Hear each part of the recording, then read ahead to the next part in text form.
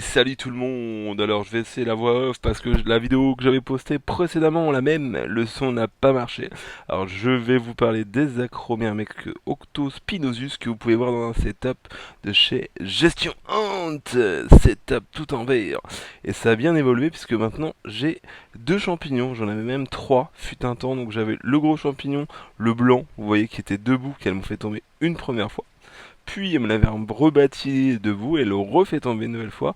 Et j'avais trois mini champignons en l'espace d'une semaine. Ils sont devenus énormes, ils sont même devenus plus gros que le champignon de base. Et franchement, je suis choqué. Donc vraiment, les coupeuses de feuilles, c'est vraiment une espèce à part. Rien à voir avec ce qu'on a l'habitude de en élevage au niveau Messor, Camponetus, Lasus. Rien à voir, c'est totalement différent.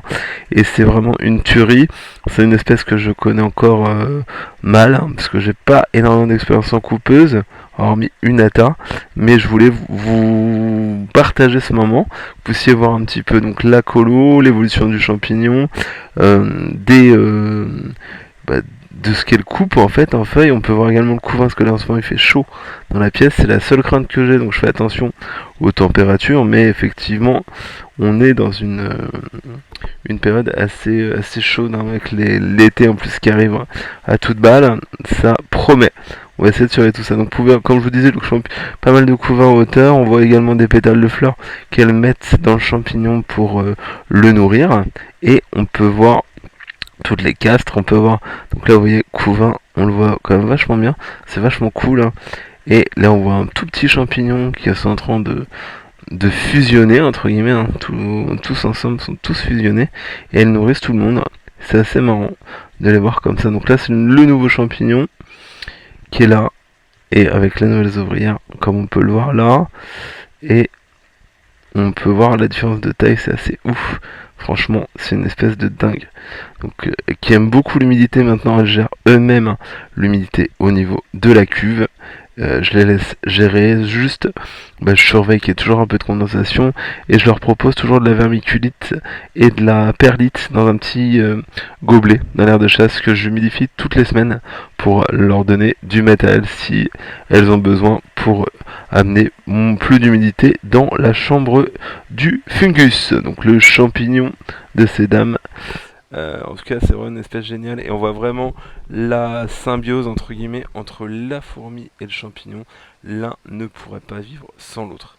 Honnêtement, c'est vraiment une tuerie. Je suis content d'avoir cette espèce. J'espère réussir à la maintenir sur le long terme, mais effectivement, hein, c'est pas toujours gagné.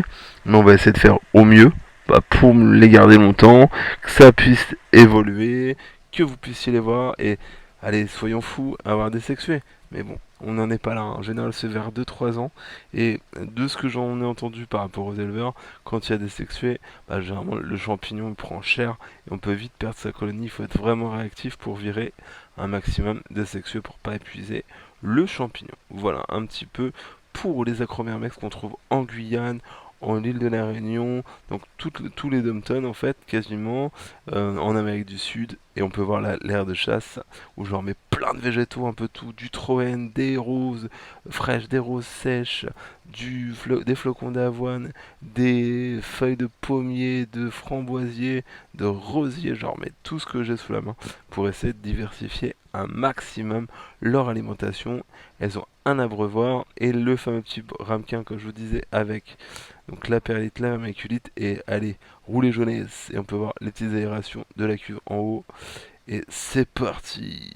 En tout cas, on va espérer